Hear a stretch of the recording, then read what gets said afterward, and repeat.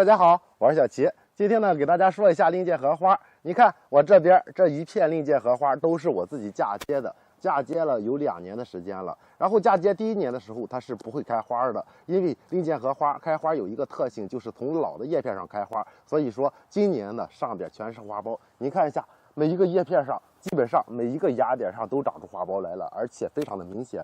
这些带着白毛的芽点，基本上长以后全部都是花苞，到时候一个叶片上能够开出几十上百朵花来都是有可能的。根据您的叶片长的长度，它决定开花了多少。如果一个叶片长到2米长的话，上边开出100个花苞也是没有问题的。所以说，令箭荷花开花性能非常的强。但是呢，有好多人说，哎，我不知道那个令箭荷花到底什么时候开花，它怎么去才能够开花？好多人养令箭荷花根本就不开花，这是什么原因呢？令箭荷花我们要记住，它是从老叶片上开花的，新长的叶片第1年没有老化，它是不开花的。所以说，必须要让叶片老化。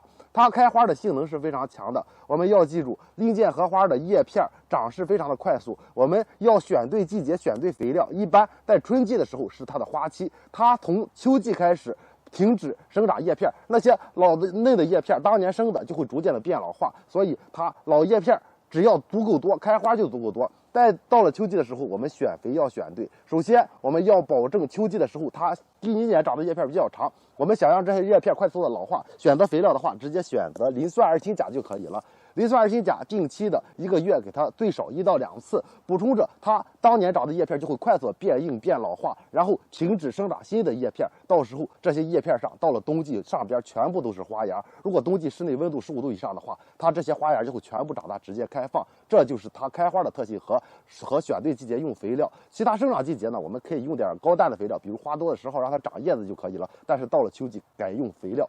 还有1年4季都必须要放到光照充足的地方去，光照越充足，它的叶片长得越厚，长得越宽，而且老化的速度越快。必须要见充足的光照。在家中养的话，尽可能用矮盆，用小一点的盆，浇水的话盆头干透浇透。无论嫁接的还是自根的，都要遵循这种浇水的方法。这样我们养在家中，只要冬季温度不低于0度，只要停止浇水，它冬季就能够安稳的度过。到了春季的时候，它叶片虽然有点瘦弱，但是我们浇上水以后，它就会快速的恢复饱满，直接开始生长。到时候直接长出花苞来开花。令箭荷花非常的好养。我这些呢，为什么去嫁接的？